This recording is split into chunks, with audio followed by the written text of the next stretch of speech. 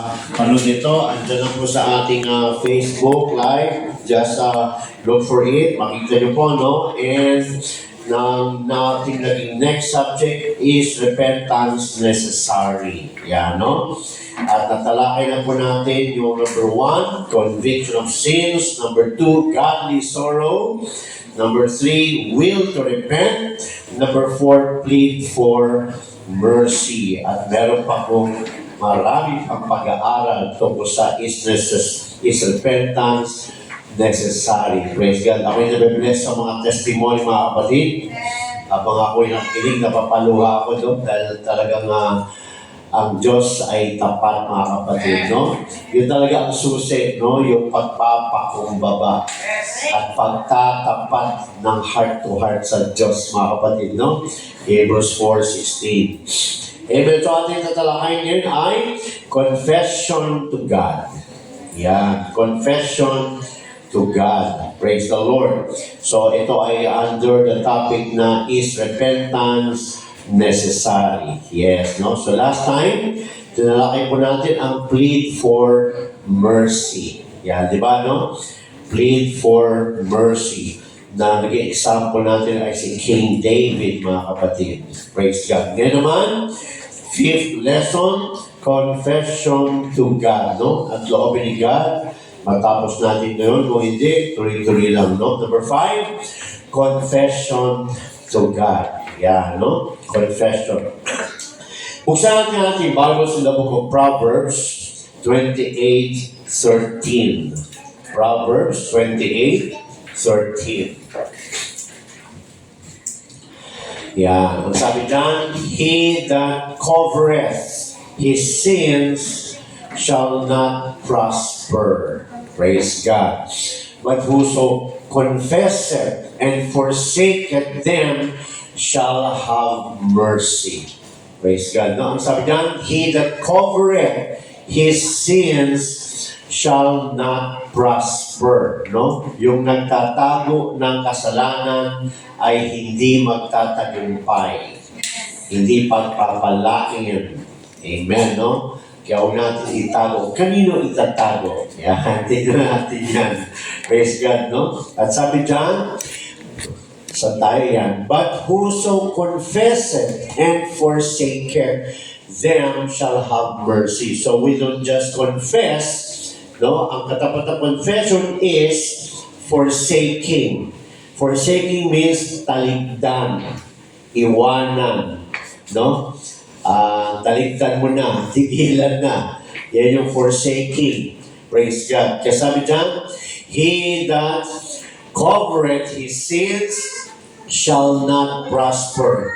But whoso confesseth and forsaketh them shall have mercy. So yan ang susi, mga kapatid. Kung gusto po natin ng mercy mula sa Diyos, kailangan tayo ay magtapat sa Kanya. Yan, no? At kung ano man yung kasalanan na ating nagagawa na pinagtapat sa Kanya, kailangan taligdan na. Yan, no? Taligdan na. Huwag kang balikan. Praise God. So sabi ng mga kapatid, no? A person must be honest and admit, no? Confess his sins openly to God. Yan. Sa Diyos po tayo magko-confess. Dahil ang Diyos po ang nagpapatawad. Hindi po tao. Ang Diyos ang nagpapatawad, mga kapatid. Kaya kung may nagawa kang kasalanan, kung nagkasala ka, sinasabi nga dyan, lumapit ka lang sa Diyos. No? Buksan natin sa 1 John 1:9. May promise niyan si God. Hallelujah. 1 John 1:9. Sabi dyan, if we confess our sins. Ano sabi dyan? If. Ibig sabihin, ang verse ito ay conditional. Kung. Yan, no? If we confess our sins, He is faithful and just. Praise God. No? Faithful siya and just. Para ano? To forgive us our sins. Tapat ang Diyos at just. Ano yung just? pantay. Wala siyang favoritism. Praise God. Huwag natin sabihin na, ay, malapit sa Diyos yan, mas papakinggan niya ng Diyos. Hindi yun totoo. No? Ang Diyos ay just, pantay. Wala po siyang favoritism. Meron lang siyang ka-close. Yan. Iba yung favoritism sa ka-close. No? Katulad ni John the Beloved, no? Close siya kay God. Praise God, no?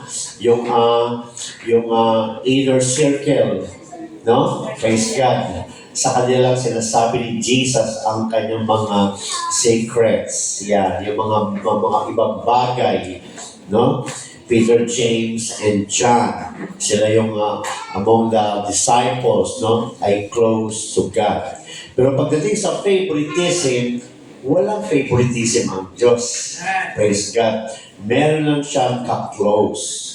Bakit ka-close? Kasi yung mga tao ang gumagawa ng paraan para sila ay mas lalo maging malapit sa Diyos. Kaya ka-close nila si God. Pero on the part of God, walang favoritism si God. Ito ay para sa lahat. 1 John 1:9. If we confess our sins, He is faithful and just to forgive us our sins. No? Hindi lang forgive. And to cleanse us. Lilinisin ka pa niya. Patatawarin ka pa niya. Hugasan ka pa niya. No? And to cleanse us from all unrighteousness sa lahat ng ating pagkakamali. Yan. Kaya huwag tayong ma-discourage. Alam niyo naman ang boses ng Diablo, di ba? Pag nagkakasala tayo, ano sinasabi ng Diablo makapit sa ating mga isip? Huwag ka na magpatuloy. Wala kang pagbabago.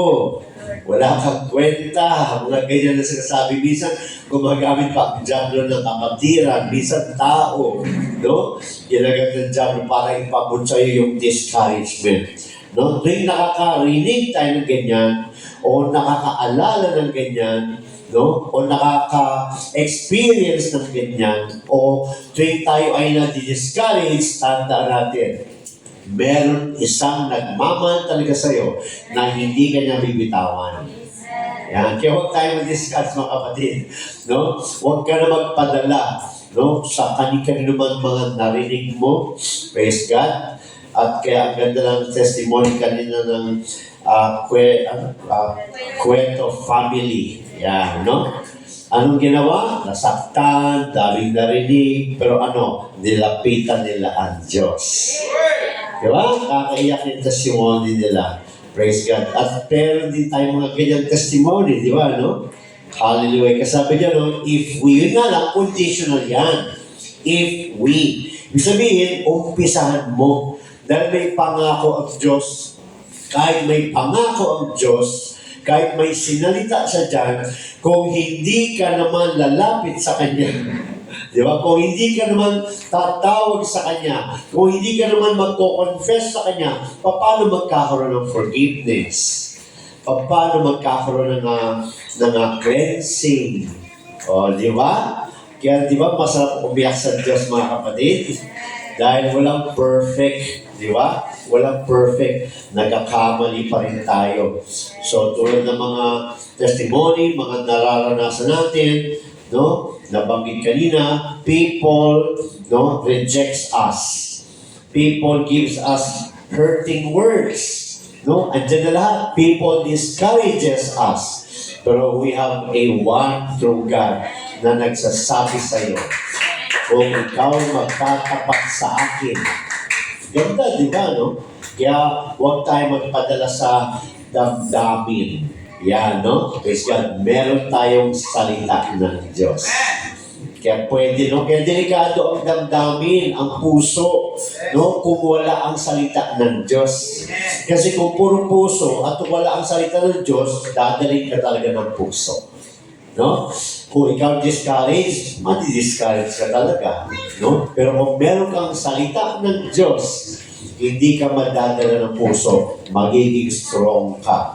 Kasi kahit may mag-discourage sa'yo, Kahit may magpabagsak sa'yo, lagi mo masasabi, hindi yan totoo. Dahil sabi sa akin ng aking Diyos na siya ay magpapatawad, siya ay maglilinis, siya ay magtutuwid sa akin pag ako ay nagtapat. Praise God, no? Hallelujah. Kaya sabi dyan, if, tanda natin yan, if, yan, and then follows promises of God, no? Kaya yung if, yun yung atin. Yan, no?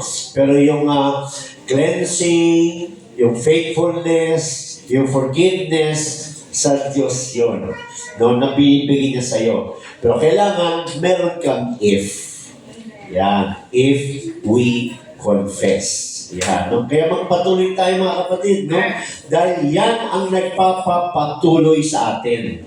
No? Pag naging tapat ka sa Diyos, pag naging honest ka sa Diyos, pag nag-admit ka sa Diyos sa iyong kahinaan, praise God, maaaring makakarinig ka na, ay, ikaw ganito ka eh. Ay, ikaw ganito ka eh. No? Hayaan na natin ang mga taong maghusga na maghusga. Ang pinakamaganda, ikaw mismo, magtapat ka sa Diyos. Lord, ito kahinaan ko, tulungan mo ko, Lord. Yan. Nasaktan ako, O God. Nadidiscourage ako, O God. Patawarin mo ko, Lord. Inaamin ko, Lord. Totoo yung nasabi nila. Yun ang kahinaan ko. Pero ikaw ang nagpapatawad. Sila ang nagre-reject. Diba? Kasi sabi dyan, if we confess our sins. Anong promise ni Lord? He is faithful. Praise God, no? Faithful ang kinakausap mong Diyos. And just. Wala siyang favoritism. Pantay ang Diyos, mga kapatid. Hallelujah.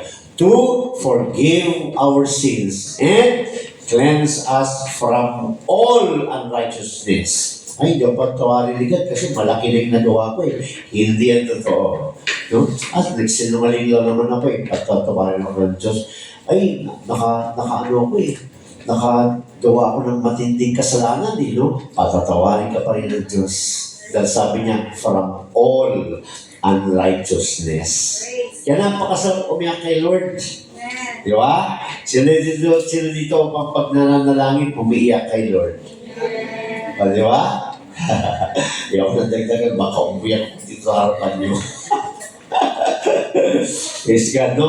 Kaya, lumapit tayo sa Diyos. Kaya yung mga iba, mga kapatid, nagpapakamatay sa lulong sa kasalanan, sa lubog ng problema, no? Hindi nila kasi alam ito, na pag nilapitan pala nila ang Diyos, may pagbabagong mangyayari. Ito yung testimony kanina ng isang pamilya, no? Umikot yung sitwasyon. Praise God. Glory to God. At lahat tayo may mga ganyang testimony. Kasi sabi niyan, a person must be honest. Yan, no? Praise God. Hindi mo magawa maging honest sa best friend mo. No? Kaya mong maging honest sa Diyos. Praise God. Hallelujah. Mayroon kasi kung sa kaibigan mo pa nagtapat, no? Baka bukas 10 nang nakakaalam. Di ba? Praise God. No? Kaya maganda magtapat tayo sa Diyos. Humingi tayo ng tulong sa Diyos. Humingi tayo ng confession sa Diyos. Dahil pag sa tao ka humingi ng confession, praise God, bukas, alam na ng buong church. Humingi ka ng sorry sa nagawan mo ng kasalanan. Kung may nagawa kasalanan ng kapatiran na sa Bible yun, no? Pero hindi papamalita sa buong church ang kasalanan mo. Praise God, no? Lumapit ka sa Diyos. Praise God, that is biblical. Sabi dyan, a person must, it's a must. Ano yun? Be honest. Heart-to-heart talk yan with the Lord. Heart-to-heart. And admit. Yan, umamit tayo kay Lord, so anong kainahan natin? Hindi yung lagi kang malakas. Malakas ako, Lord, huwag kang alala. Ayaw ko to, naka muna. Ako muna. Sabi ko sa kagad. Di ba, no? Maganda yung nagpapakumbaba. Andun ang power ng Diyos sa mga anak niya nagpapakumbaba. Praise God, no? Be honest. Hallelujah. Admit of his sins openly to God. No? Buksan natin Hebrews 4:16. Hallelujah. Hebrews 4:16. Ano yung sinasabi ni Lord? Let us therefore come boldly. Yan, walang tinatago. Lahat sabihin mo kay God. Kasi hindi natin kaya pag wala si God, mga kapatid. Nangihina ka, magsumbong ka kay God. Hindi pwede nga nangihina ka, tapos yun na lang lagi na sa isip mo. No? Hindi ka ng prayer, no? Pero merong nag-aantay sa prayer mo. Amen. Di ba, no?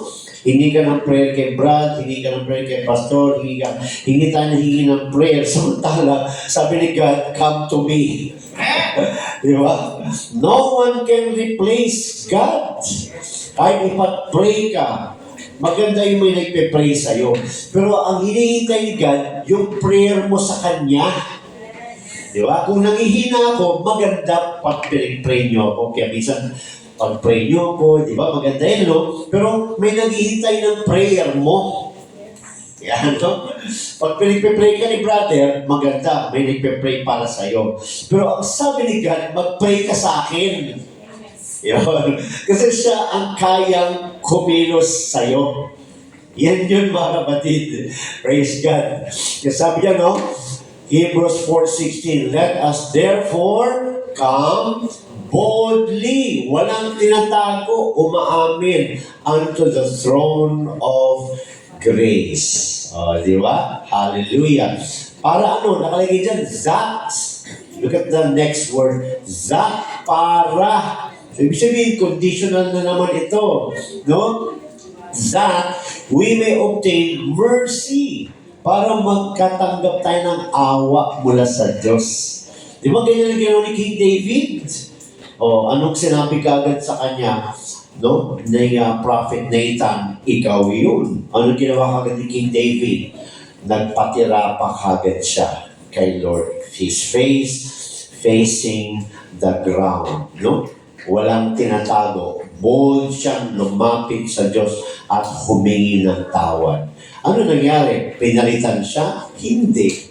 Naka-obtain siya ng mercy mula sa Diyos. Praise God, no? That we may obtain mercy and find grace to help in time of need. Paano ka tutulungan ng Diyos kung ayaw mo magsabi sa Kanya? No? Pag ikaw ay may kahinaan, praise God, at ayaw mong sabihin sa Diyos, that is a spirit of pride. Pride dyan, no? Ayaw mong magpatulong. No? Pride dyan. Praise God, no? Lagi na lang, kaya ko to. Yan. Praise God. Talagang kaya natin to through Christ. Kaya sabi niya, Apostle Paul, no? Na kaya lahat sa pamamagitan ni Cristo Jesus. Praise God, no?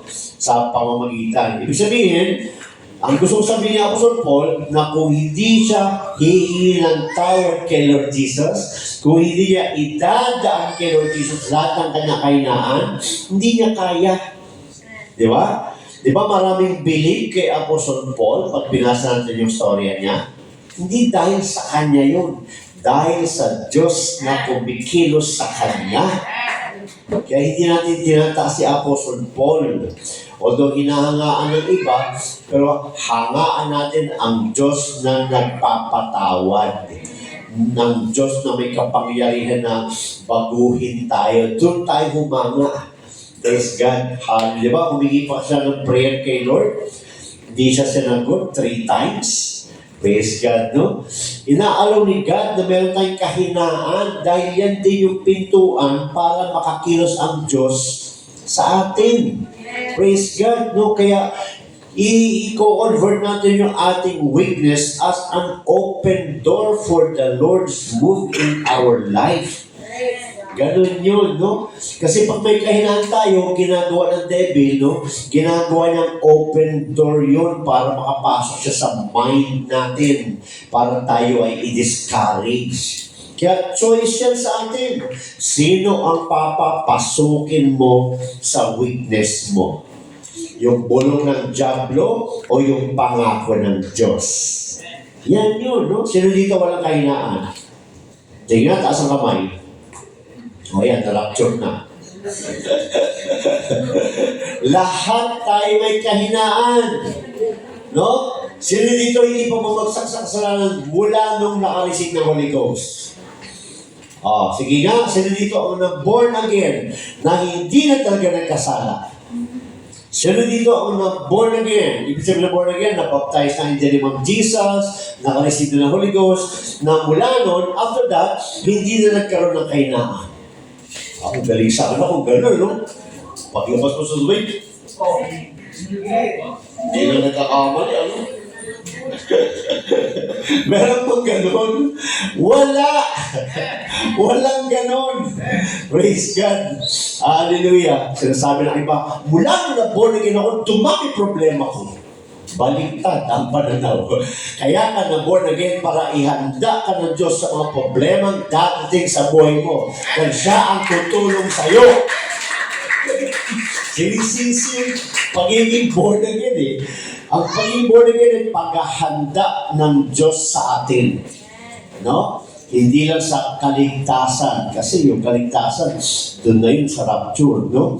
Sa buhay natin sa lupa, dahil ang plano ng Diablo, kunin ang kaluluwa mo. Patayin ka.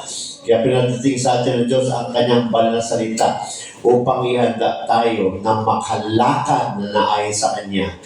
Kaya, ang pagiging born again ay pagbabago, no? Hindi ka agad perfect, no? Naging perfect na, naging saint na, no? Ang iyong soul because of the Holy Spirit. Nakalagay sa Ephesians 4, no? 11 to 13, no? Praise God. Pero, no, yung ating katawang laman, yan, praise God, nagkakasala. Kaya tatawag ka sa Diyos. Yan, no? Dahil kung hindi, mahirapan tayo magpatuloy. Tatama rin tayo, manghihina, maglalamig. Bakit? Naka-focus ka sa iyong kahinaan. Kalimutan mo yung kahinaan mo. Alalahanin mo, may Diyos na nangako sa iyo, anak, lumapit ka lang sa akin. Tumawag ka lang sa akin. Kung sinasabi mo, mahina ka, palalakasin kita. Kung may kasalanan kang ganyan, babaguhin kita. Kailangan lang talaga tumawag. Tumawag. Praise God. May mga makikita tayong tao na malalakas. Mga kapatiran na malalakas. Pero hindi nyo alam, mahagul-gul pa rin sa kwarto niya. Pag nasa church, no, lalo ng mga leader. Pag leader, no, isa sa rules ng leader, hindi mo pwedeng pakita sa church ang kahinaan mo. Kasi maghihina ang church. Isipin nyo ko yung ako yung pastor nyo. Kasi may mga kailangan ako eh. Hindi ako kay Lord, no? Kung hanggang dito pakita ko, mga kapatid, pag-pray niyo ko. Kung ganyan ang leader nyo, ano mangyari sa inyo? Lahat kayo maghihina. Diba? Akala nila lang malakas, pero hindi, mahina rin. Pero dahil sa Diyos, mga kapatid, tayo ay nakakapagpatuloy. Kaya, masarap sabihin talaga no, yung glory to God. Di ba? Kaya ako yung mga sinasabi nila, sister and brother, no? Buti na lang mayroon tayong Diyos. Praise God, na nakakadinig. Hindi semento. No? Na nakakasagot. Buti na lang. Praise God, no? Because God is a spirit. No? John 4:24. Kasi sabi John, lumapit tayo sa Kanya. Maging excited ka. Maging excited ka. You see, the devil, no, nilalagay niya sa isip mo na yung weakness mo is for you to fall down. Tandaan nyo yan. Ang devil, nilalagay niya sa isip mo pag nag-fail ka is to bring you down. Hindi yan ang sinasabi ng Diyos. Yan ay open door ng Diyos para makapasok siya sa buhay mo, para maranasan mo kapangyarihan niya. Yan ang katapat niyan. Ang devil, discouragement. Ang Diyos, hindi. No? Encouragement. Lumapit ka lang, anak. Palalakasin kita. Kung nalalamig ka, painitin kita. Magpatuloy ka lang. Kasi kung hindi mo yan mararanasan, ano ang ipipreach mo? Kung hindi mo yan naranasan, paano mo masasabing, my God is faithful? O paano mo mag-preach yung my God is faithful? My God is a loving God. Di ba? Eh, hindi mo naman naranasan. Preacher ka lang. Di ba? Preacher ka lang, tagang-preach ka lang, pero wala ka talagang karanasan. Di ba? Paano mo masabing, I'm a born-again Christian? Hindi ka naman baptized. Di ba? Paano mo ipipreach na speaking of tongues is true? Hindi mo naman naranasan. Yan, preacher. Preacher lang. No? Pero yung nakaranas talaga ng bumagsak, praise God, at tumawag sa Diyos, at binago ng Diyos, he will be a great preacher. Dahil hindi niya itataas sa kanyang sarili, itataas niya ang Diyos. Hallelujah. Kaya pasalamat ka kung may kahinaan ka. Di ba, pinag-aralan natin yan? Hindi yan negative. Pintuan yan para masabi mo na ang Diyos ko ay buhay at totoo. Hallelujah. Praise God. Hallelujah. Kaya yan ang susi. Let us therefore come. Come. Yan ang lagi natin hawakan. Sa 1 John 1:9, if you confess. Bakit? Naalala ko yung sabi sa akin ng pastor ko, praise God, kaya mo pinagdadaanan yan because God is making your testimony. Sabi ko, wow. Nagbigay sa akin ang kalakasan yun. Kasi may mga pinagdaanan ako na bumagsak ako lahat na naging talagang pabagsak talaga ako. At ang dami ng discourage. Hallelujah.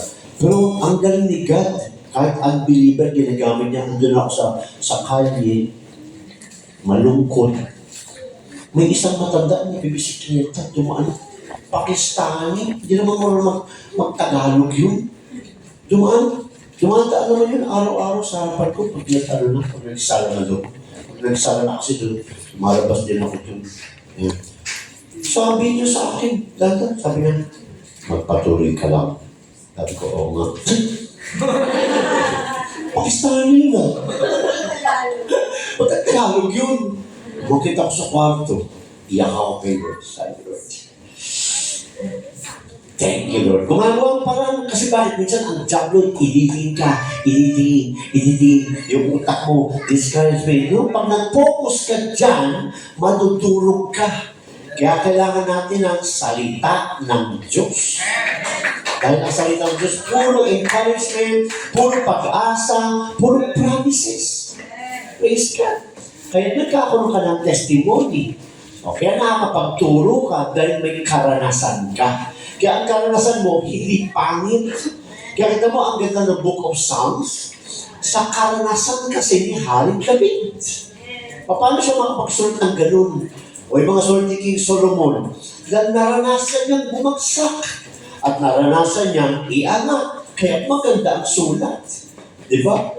O kung wala kang karanasan, ano yung susulat mo? Katalinuhan mo. O di ba? Yung galing mo na walang magagawa.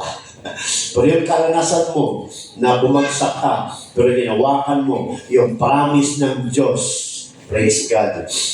Makakapagtulong ka ng my heart na kasama. Di ba? Naramdaman niyo ba? Naramdaman niyo? Di ba? Praise God, no? Maraming t-shirt dyan. Kasi sabi niya mga kapatid, 1 John 1:9, at sabi dyan, sa 1 John 2:1. 1 John 2:1. Hallelujah. My little children, these things write I unto you, that ye sin not. Ay, Lord, na tayo magkakasala. If any man sin, we have an advocate with the Father. Sino? Jesus Christ, the righteous. Praise God, no? Ano ba yung advocate, mga kapatid? Kaya nga siya yung ating mediator, tagapagtanggol. Pinag-aralan na natin yan sa ating Bible studies sa every Wednesday ng gabi. Di ba? First Timothy 2:5. Di ba? Buksan natin, 1 Timothy 2:5. Ginawa ng Diyos ang lahat para tayo ay maligtas. Praise God, magkaroon ng pag-asa, magkaroon ng daan. Sabi dyan, 1 Timothy 2:5, for there is one God and one mediator between God and men. Sino? The man, Christ Jesus. Praise God. Hallelujah. No? Para magkaroon ka ng pag-asa, ng daan papunta sa Ama, papunta sa Diyos, papunta sa kanyang kaharian, naglagay ang Diyos ng mediator, ng advocate, tagapagtanggol mo. O, di ba? Kaya nga napako siya sa cross of Calvary para tayo ay magkaroon ng kaligtasan. No? At ang ibig sabihin nun, sa Romans 6:3, yung kanyang kamatayan para matanggap natin, kailangan duman sa water baptism. Romans 6:3, we are buried with Him by baptism into death. Yeah, no? Kaya sinabi niya sa John 14:6, I am the way, I am the truth, I am the life. Yan. No? John 14:6, I am, Jesus said unto him, I am the way, the truth, and the life. No man cometh unto the Father but by me. Yan, no? Walang makapunta sa Ama kung hindi dadaan kay Jesucristo. Paano dadaan? Yun, kailangan matanggap natin yung kanyang death, burial, and resurrection sa pamamagitan ng water baptism in the name of Jesus Christ. Napalinaw. Kaya nakapagtaka, ayaw ng iba magpabaptize. Praise God. Yun ang daan para makapunta sa Ama, para makapunta sa kaharian ng Diyos. Praise God. Kaya ang Diyos ay gumawa ng advocate, and that is the Lord Jesus Christ. Amen. Yung kanyang kahayagan sa laman with the precious blood. Amen. Para bayaran na tayo. Sabi dyan, we must specifically name our sins to God. Hindi tayo pwede manalangin na, Lord, patawarin mo, nagkasala ako. Hindi ganun. Specific, ano yung kasalanan na nagawa mo. Mag-specific ka, wala namang nakikinig eh. Wala namang nakikinig na kaibigan mo na dyan, ay naman ka pala. Wala.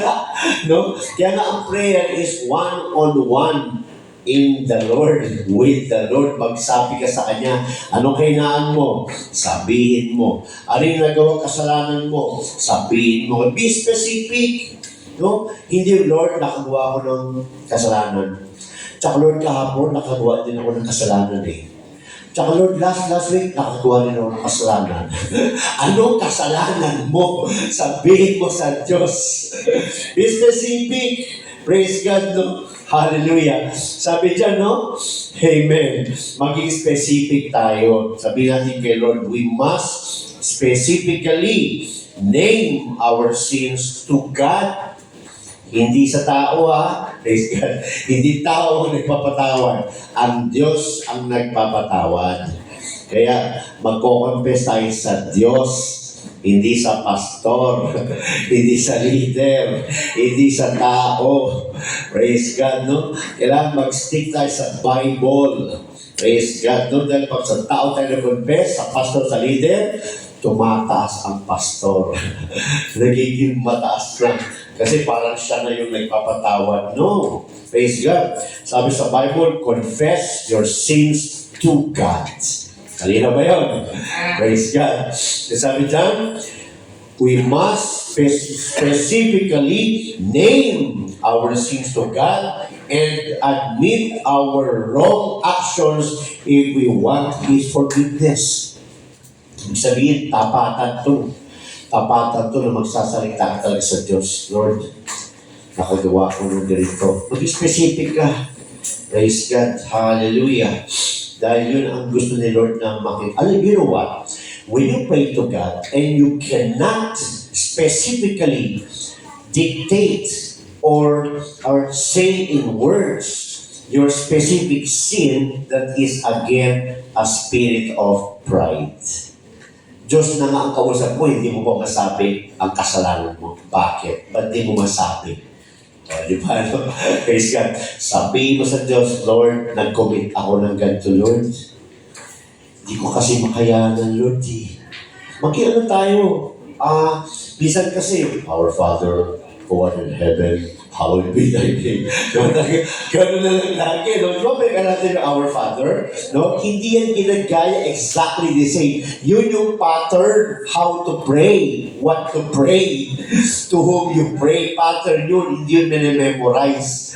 Pinag-aralan natin yung Our Father na yan, mga kapatid, no? Kailangan mag-specific ka with your own words, from your own hearts. O, di ba? Kung puro Our Father ka, paano mo ma-express yung sarili mong gusto mong sabihin talaga? O, di ba? Pag may best friend ka nga, naging specific ka eh.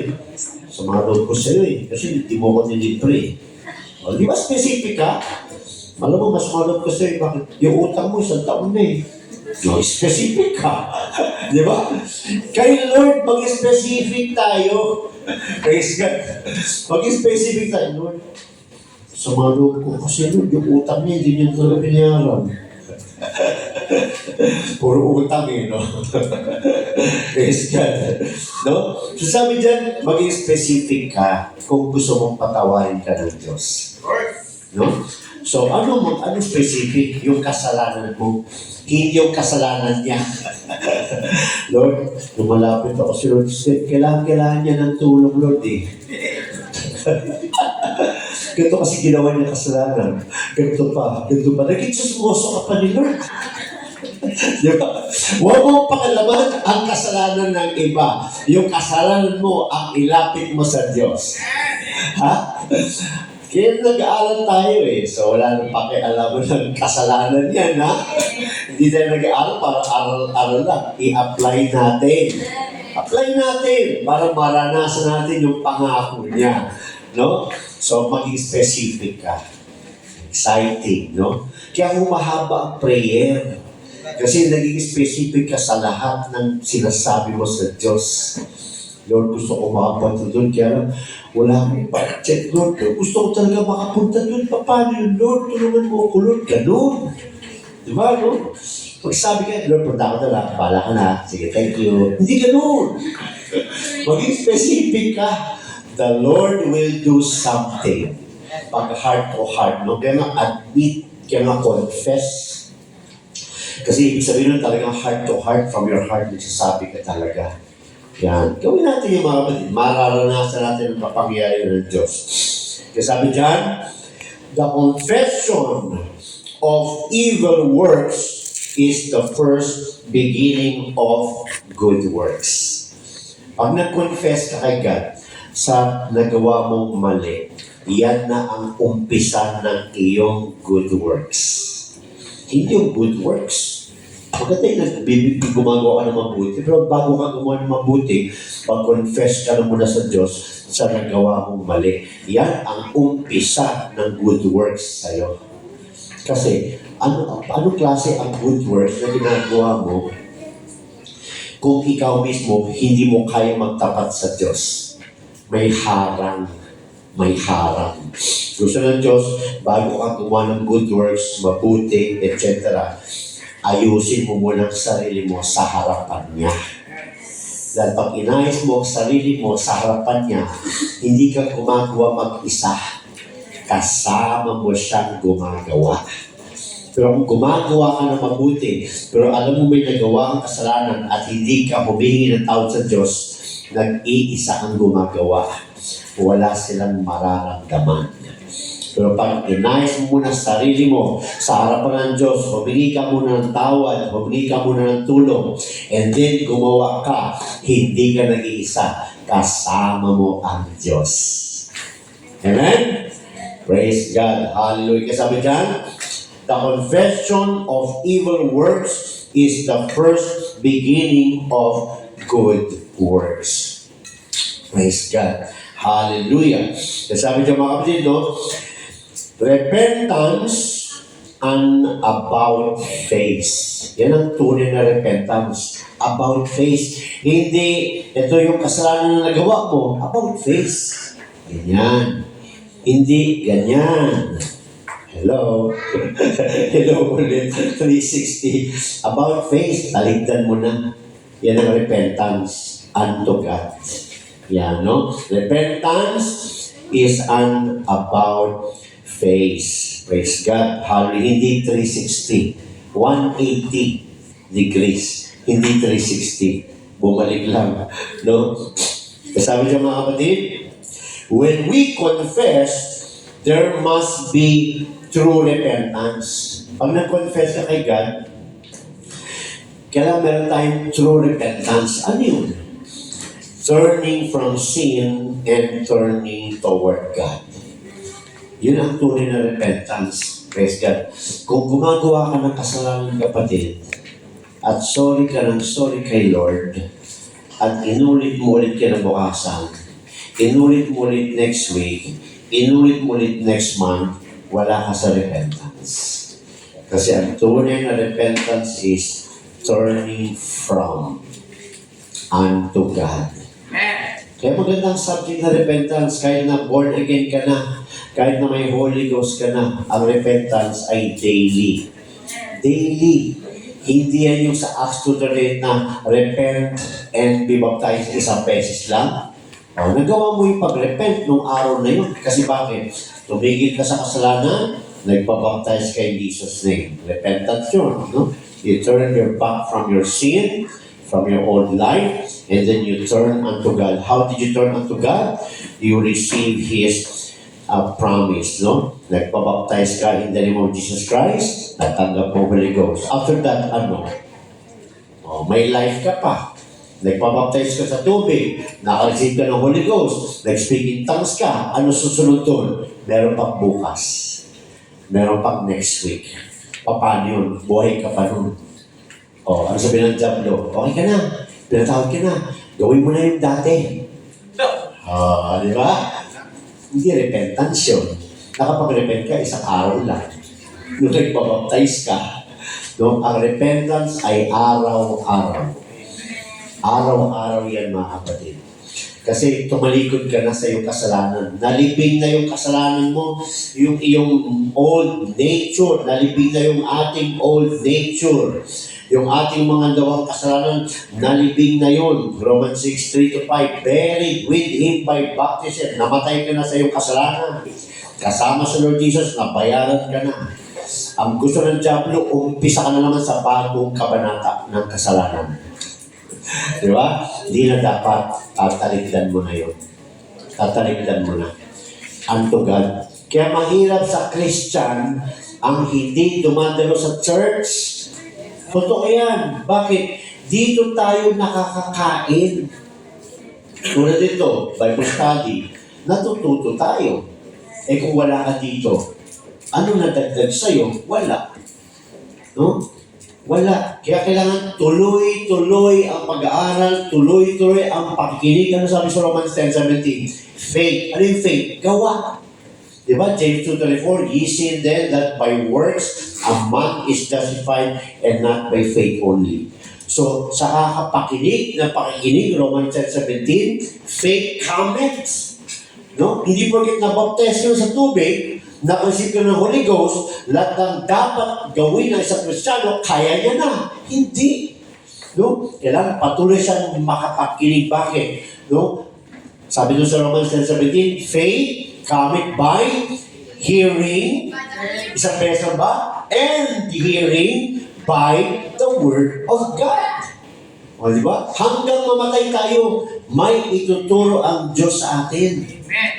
At habang nagtuturo ang Diyos sa atin dahil sa pakikinig natin, natutulungan tayo mag-repent, natutulungan tayong tumalikod at umabante. Pero once na tumigil na tayo makinig, asan yung supply ng power para makapakinig ka?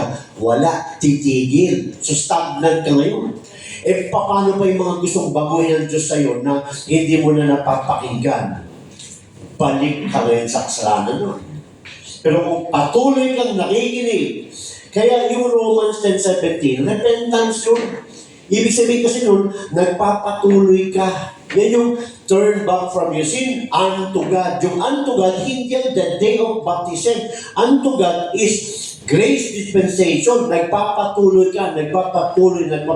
hanggang dumating si Lord.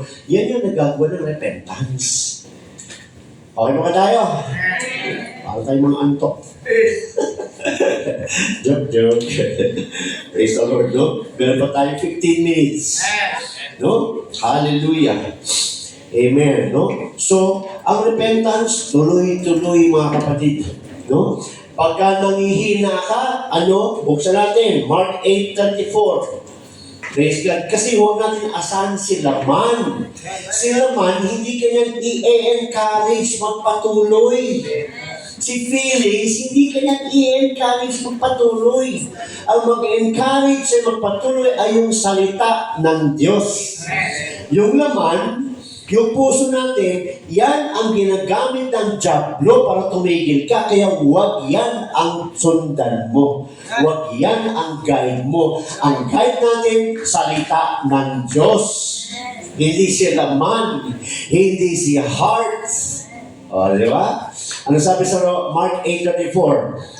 Mark 8:34. And when he had called the people unto him with his disciples also, he said unto them, Whosoever will come after me, kung sino man ang gustong magpatuloy, sumunod kay Lord Jesus, let him deny himself. Maliwanag ba? Let him deny himself. Ano yung deny? No? Yung kanyang fleshly will. Yung kanyang fleshly desire. Yung kanyang laman. Yung kanyang heart. Kaya lahat tayo kanya-kanya kainahan. Pero yan mismo ang inutusan ni Lord ng magpatuloy ka. Dalhin mo. Ano sabi dyan?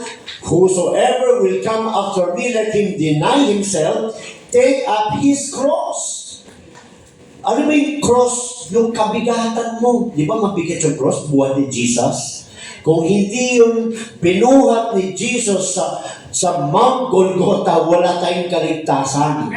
Kung hindi mo bubuhatin ang cross mo, yung mabigat sa buhay mo, kung hindi mo bubuhatin kay Jesus, ano mangyari sa'yo?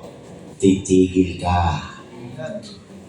Kailangan, lumalim tayo. Yung cross na yan, sarili natin yan. Sabi Lord, deny yourself, take up your cross, and follow me. So, kung hindi ka magdi-deny ng self mo, kung hindi mo bubuhatin yung sarili mo, hindi ka makakasunod. Nasa huli ang pagsunod kay Christ, meron tayong gagawin.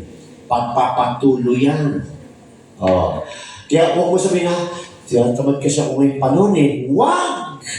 Yan na yung pintuan ng diablo para palamigin ka dahan-dahan. Ang bisa dumating yung panon na, ayoko na. Pagod na ako. Bakit? Ikaw ang nag-build up niyan sa sarili mo. Nung tuwing may mararamdaman ka sa flesh mo, labanan mo. Bakit? Sabi niya. Sabi niya Sabi Lord, i-deny ko daw itong katawan na to. Sabi Lord, buhatin ko daw. O, kaya nagtatricycle ka. Kaya mga pastor, mga leaders, nagsusundot, naghahatid, tulungan. Diba bakit? Lahat kasi tayo may kabigatan. Ganun yun. Kailangan unawain natin. Hindi puro, Pastor, pag-pray mo ko, Brad, pag-pray mo ko, Sister, pag-pray mo ko, ay naku, ang sagot dyan, buhatin mo sarili mo. Prangkahan tayo. Ikaw gumawa yan. Paano nangyari? Inumpisan mong buhatin sarili mo Ikaw gumagawa ng dahilan para hindi mo buhatin ang sarili mo. Sabi ni Lord, hindi sabi ni Pastor, hindi sabi ni Elder, hindi sabi ni Sister, sabi ni Lord, deny yourself. Tapos sabi mo, nanlalamig ka, ayaw mong buhatin sarili mo. Sa totoo lang, pagod na ako manalangin sa'yo, pero ayaw mo naman buhatin ang sarili mo. Alam mo naman punta ka dyan, buhatin kita. Di ba? Yan ang totoo. Amen. Ayaw mo manlamig. Hindi si Pastor pupunta dyan para buhatin ka. Yes. Kasi kung araw-araw ka buhatin ni Pastor, mapapagod si Pastor. Papayat. Magtulungan tayo. Paano tayo magtulungan? Ano sabi sa Bible? Exhort one another. Palakasin. Brad Kaiwet, sabi ng Diyos. Paano tayo mag-exhort? Sa galing mo, hindi. By His Word.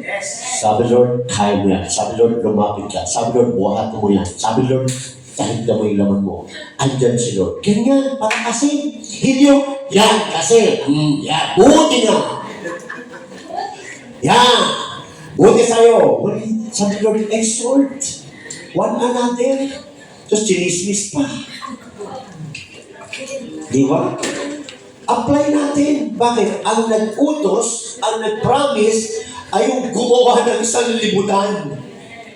Ano hindi niya kaya gawin sa'yo? Di ba? Kahit na hina-hina. Kasi naranasan ko na yung mga kapatid. Sabi ko sa sarili ko, ginawa na ng Diyos ang lahat. Ano ginagawa ko? Palubog ko ng palubog. May promise si God. Tatayon ko. Di ba si King David nagtago? O, di ba? Dumating yung pano na, hindi na tama to. Di ba sabi ni King David? Ayoko na magtago. Lalabas na ako. Doon lumabas na, ginawa niya. Tumawag sa Diyos. Lord, susubay ba ako? Hindi. Lord, ma-overtake ko ba? Hindi. Lord, magtago mo na ako. Ano sabi ni Lord? 4, 5 sa tatlo niyang tanong. Bakit? May Diyos tayong pwedeng lapitan na kaya niyang gawin lahat over sa hihingin mo. Hawakan natin yan. Bakit? Pag Christian ka pa, hindi ka na manghina sa lupa. Mararanasan mo pa rin yan. Bakit? Nasa laman ka. Sa langit ang walang kahinaan. Bakit? Wala ka ng laman doon. Glorified body ka na. In the Holy Ghost ka na. Dito may laman ka. Di ba sabi sa Ephesians 4? 11 hanggang 13, no? For the edifying of the saint. Saint ka lang, edify ka pa. Kaya ka saint because of the soul na may Holy Ghost. Pero yung flesh, hadlang. So may advice si Lord sa flesh. Deny yourself. Yan. Pagod ka na, hindi yan acceptable kay God. Dahil sabi niya, deny yourself. No? Nangihina ka na, take up your cross. Di ba? Praise God. No? Kaya gawin mo, buhatin mo sarili mo. Gahapin mo. Ulo mo.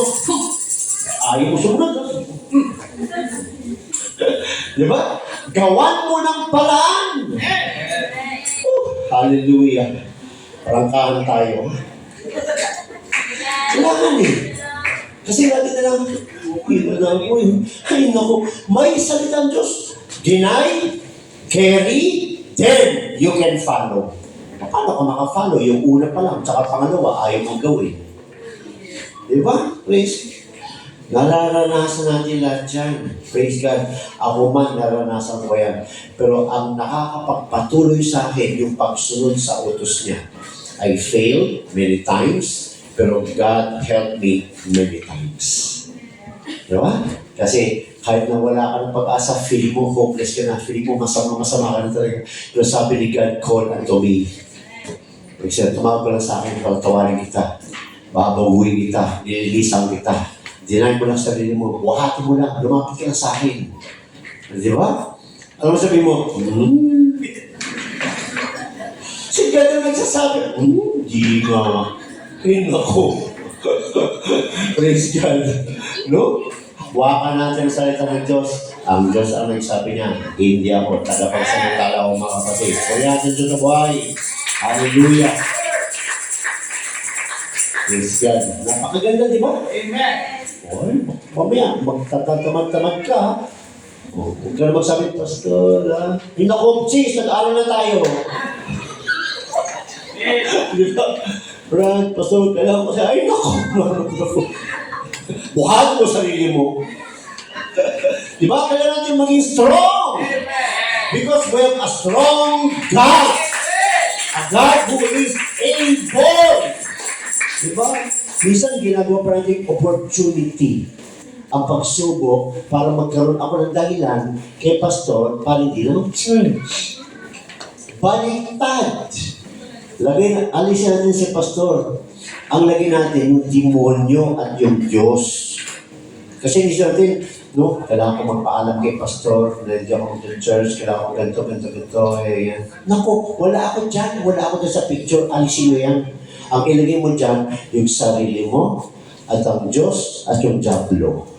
Yan lang talaga katotohanan dyan. Si pastor taga-preach lang, taga-turo lang yan. Pero si God, ang nag-uutos, inutosan niya lang si pastor magturo para maalaman natin, maalala natin. So, ang talagang present sa buhay mo, yung diablo at ang Diyos. Yun. Kapag nangihina ka, ikaw ayaw mo akong dumalo masusunog ka rin, antay mo, papatuloy ako. O, di ba? Ganun. Wala na si pastor dyan, wala na si elder, si sister dyan. Wala makakatulong sa'yo. Matagal ka na tinulungan ng Diyos. Diba sabi na kanina? Romans 5:8, while we were yet sinners, hindi mo pakilala ang Diyos, praise God, baby ka pa lang, meron ng kaligtasan. Ang gagawin mo na lang, buhatin ang sarili mo. Buhatin. Di ba? Tinatamad ka na ba mag-gitara? Buhatin mo, pati gitara mo. Di ba? Praise God. Fight! Kaya sabi ni Apostle Paul, fight the good fight of faith. Gera to, gera eh. Di ba? Pinag-aral natin ang Kristyano sundalo. Di ba? Pinag-aral natin ang sundalo conqueror. Oh. Meron bang sumasali sa gera na ang galing mag-practice? Chok!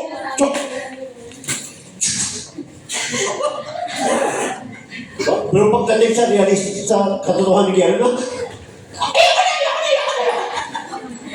walang ganun. Training ang Bible study. Gera application. Gera, everything may gera ka. Sila man, bantayan, traidor sila man. Diba sabi sa Bible, the heart is deceitful above all things. Lahat, deceitful ang heart sa lahat ng bagay. Bakit si heart pa ano kaya ang feeling ko? Mag-church ako, hindi. Si feelings na naman. Grabe. Lagi nila si feelings ang basihan. Diba, no? Pag feeling sad, worship sadly. Pag feelings happy, praising happy. No? Ang faith mo, si feelings. Dapat sa'yo pangalan mo na lang, feelings. Di ba? Praise God. No? Ang galing-galing ni Pastor mag-preach. Parang totoo. Totoo yan! Naku po! Totoo ang tinuturo ko! Nasa Bible! Nakasulat! Mark 8:34, deny yourself, take up your cross, and follow me! Praise God! Hanggang tumanda ako, ipipreach ko yan. Take up your cross.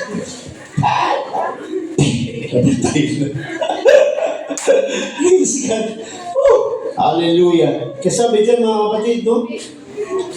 Patuloy tayo. Ang sarap mag-aral, di ba? Masaya? Mas masaya kung mabubuhat mo sarili mo. Di ba? Masaya ka pagawa. Wala rin. Ang ganda ng Bible study, dami ko natutunan. Pagdating ng Sunday, Pastor, hindi mo na ako dadalo. Naku po. Ano sabi sa Revelations 1:3? Mapalad ang nagbabasa. O mapalad ka na nun. Nagpasa ka na eh. At ang nakikinig. Di ba nakikinig tayo ngayon? At ang tumutupad. Di ba? Nagbasa ka nga. Nakinig ka nga. Hindi ka naman tumupad. Kailangan mong mabaptize, Brad. I understand, Pastor. In water, in Jesus' name. Very clear. Gusto mong mabaptize? Ayoko. Walang pagtupad. Paano magkaon ng kaligtasan? Praise God. Kaya mapalad tayo. Meron tayong salita ng Diyos. Susundin mo na lang. Praise God. Kala ko may clear lang. Nasa isang daming pinifid ni Lord kasi, no? Praise God. So sabi dyan, meron pa tayo 1 minute. marami magagawa ang 1 minute, ha? Praise the Lord! Amen. Sasabi ng mga kapatid, no? When we confess, there must be true repentance. Yan. Talikta mo na, buhatin mo na. Hindi ko lang tatagdagan. Otherwise, look at this.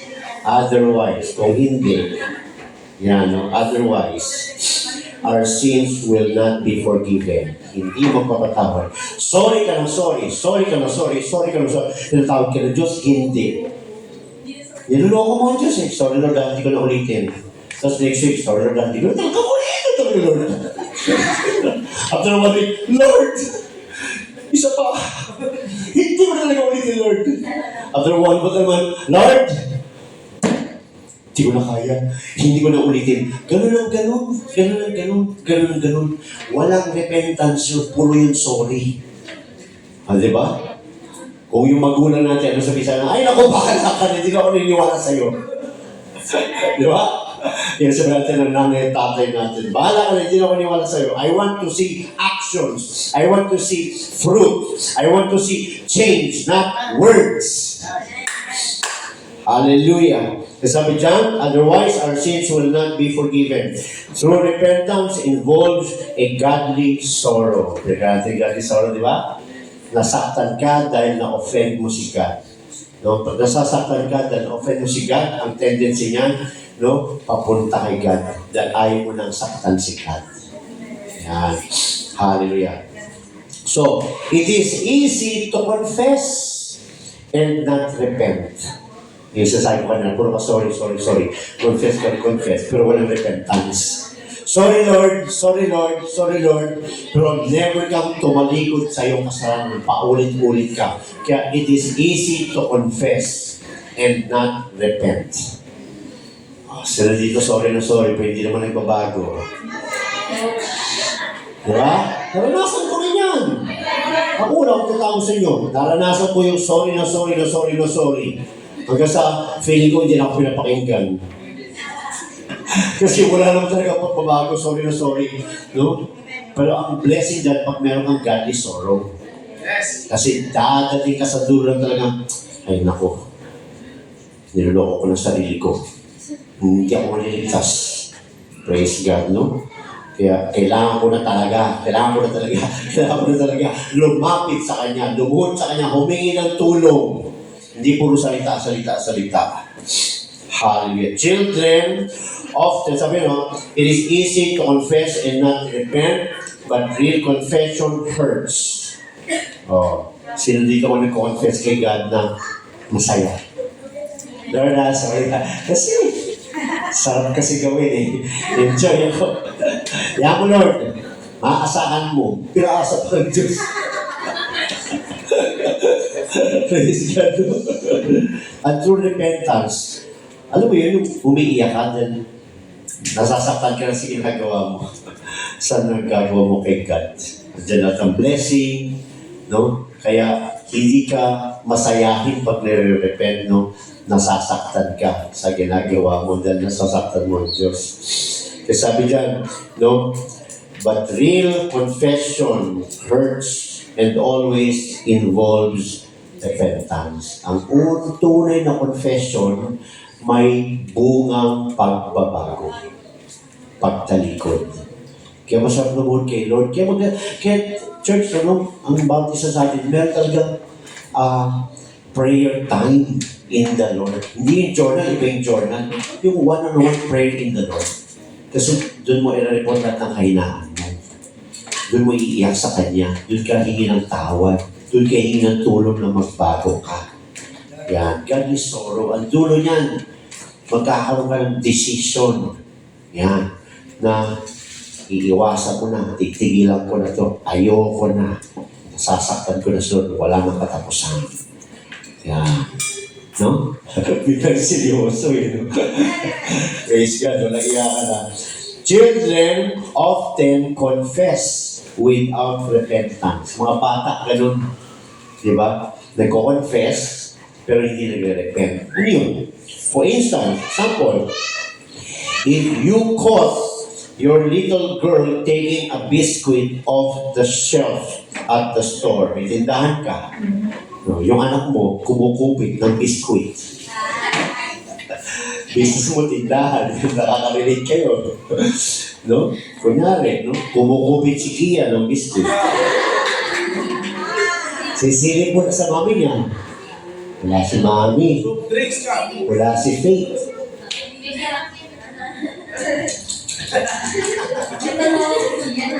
Nahuli. Hoy! Pinagkikitaan natin yan. Ano sabihin ni Kian? Ay, sorry huwag po kong paluin. Sorry. Tonto si nanay, mukhang ginagawa ni Kian yan. No? Yung pala kakontsaba si Faith. Bilisan mo dyan si Mami. Pagkaw mo ng newspaper sa baba para mataas pa rin yung biskuit. So sabi dyan, children often confess without repentance. For instance, if you caught your little girl taking a biscuit off the shelf at the store, she would immediately say, I'm sorry. Sorry, Mami. Sorry. At sabi niya, please do not spank me. Nagsasorry because takot sa palo ng Diyos. Ba't ka nagsasorry? Dahil takot kang paluin ka ni Lord. Mali yun. Hindi ka ng repentance. Kaya ka nagsasorry dahil nasaktan mo si Lord. Hindi yung dahil takot yun. Ako, papaluin mo. Di ba? Lord, isa pang sa buong mo, paluin na.